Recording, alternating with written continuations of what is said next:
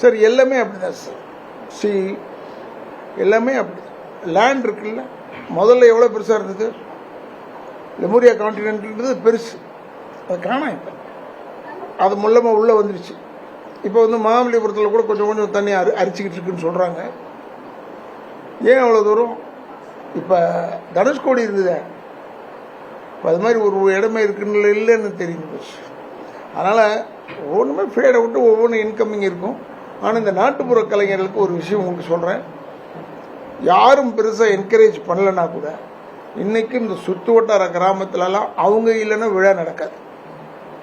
ஏன்னா அது ஒரு அவங்க நீங்கள் நம்ம நினைப்போம் அவங்க வெறும் நடிக்கிறவங்க கூத்தாடி அல்ல.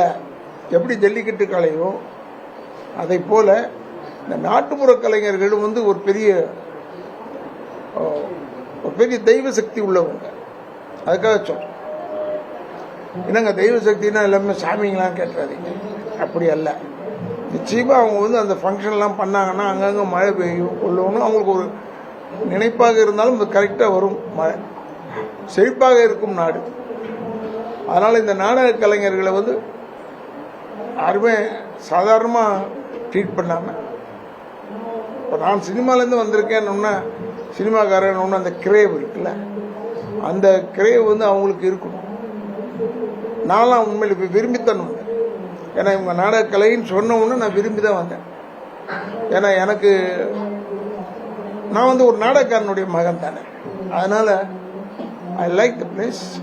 அந்த இடத்தெல்லாம் அழிச்சிருக்காங்க பாருங்க. இந்த கஸ்தூரி கல்லூரியை சேர்ந்த அன்பு சகோதரர் விஜய் அவர்கள் அந்த இடத்தெல்லாம் கொடுத்துருக்காரு. அவர் மொத்த செலவு எடுத்திருக்காருன்னா அதைத்தான் நான் பாராட்டுகிறேன். ஏன்னா இப்படி ஒரு நல்ல மனசு கொண்ட ஒரு மெட்ராஸில் இல்லையேன்னு வருத்தம். சென்னையில் இருந்திருந்தால் எங்களுக்கு இன்னும் சந்தோஷமாக இருந்திருக்கும்.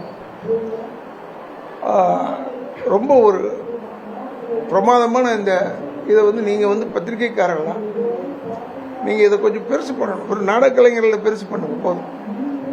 அந்த நம்ம சொல்கிறோம் அது ரொம்ப கஷ்டமான விஷயம். அவங்க மேக்கப் போடுறதுலேருந்து எல்லாமே வெரி டிஃபிகல்ட் என்று சொல்லி இந்த நிகழ்ச்சிக்கு இதற்குத்தான் வந்தேன் என்று உங்களுக்கு விளக்கமாக சொல்லிக்கலாம்.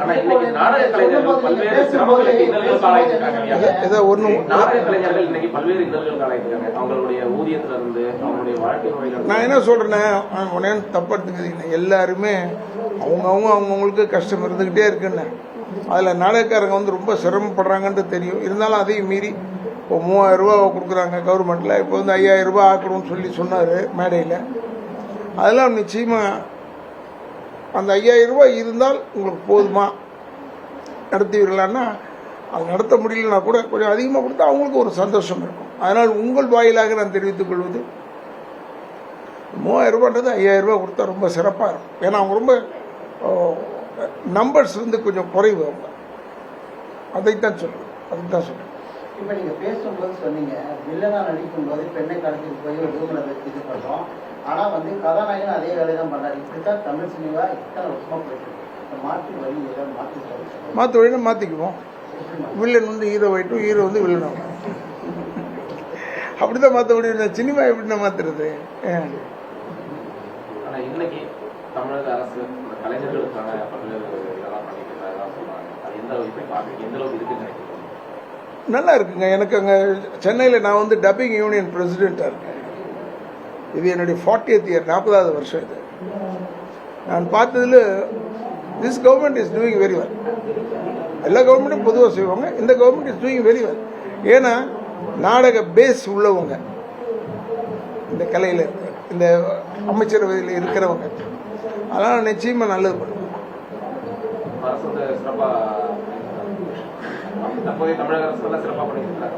தற்போது தமிழக அரசு சிறப்பாக பண்ணியிருக்காங்கன்னா உங்கள் கேள்வி வந்து மொத்த கேள்வியாக இருக்குது. வெறும் நாடக கலைஞர் வரைக்கும் கேட்குறீங்களா? ஏன்னா நாடக கலைஞர்களுக்கு ரொம்ப பெரிய பேர் உதவியாக இருக்கிறார். அதெல்லாம் நம்ம இல்லைன்னு மறுக்க முடியாது. வேற நன்றிண்ணே. ஆனா ஒண்ணும் இல்லைங்க, அதாவது திரைத்துறையில இருந்து ஏற்கனவே அரசியலுக்கு வந்த நடிகர்கள் எம்ஜிஆர், ஜெயலலிதா போன்றவர்கள்லாம் பெரிய அளவுல சக்சஸ் பண்ணாங்க. அதே போல விஜயகாந்த் வந்து இன்ன வரைக்குமே அவருடைய பேர் நல்லா தான் இருக்கு. அந்த வரிசையில இப்போ நடிகர் விஜய் வந்து ஒரு கட்சி ஆரம்பிச்சிருக்காரு. அந்த வருகை எப்படி பாக்குறீங்க? அவருக்குள்ள வரவேற்பு இப்போ இளைஞர்கள் மத்தியில் ஒரு நல்ல ஒரு இதா இருக்கு. அவர் கேட்ட கேள்விதான் நீங்க கேட்குறீங்க. உங்க கேள்வியில இது உள்ள இந்த ஃபங்க்ஷனுக்குள்ள அடக்கமாகுமா? இல்ல அதோட அவரோட சேர்த்து சொல்லுங்க. அவரை சேர்த்து ஏன்னா, சொல்லுங்க. நீங்க ஒரு மூத்த நடிகர் அப்படின்ற ஒரு அடிப்படையில் அவருடைய இது எப்படி இல்ல இல்ல, நான் உங்களுக்கு பிரஸ் மீட் கொடுக்க வந்தது இந்த நாடகங்களை இவங்க நடத்துறாங்களா அதுக்காக தான் நினைச்சேன். பட் ஏனியோ அதெல்லாம் நமக்கு தெரியாது. அவங்க வசதி இருக்கு பண்றாங்க. நான் போய் என்னது பேசுறது அதில் இல்லை. ஐ கேனாட் கிவ் சஜஷன்ஸ் எல்லாருமே சொல்லலாம். ஏன் காலையில் சூரியன் உதிக்கிறது, சாயந்தரம் அஸ்தமிக்கிறது, இதை மாற்றி அமைச்சா நல்லா இருக்குமே, இதெல்லாம் யோசிக்கலாம். அந்த இடத்துல இருந்தால் தான் வலி தெரியும்.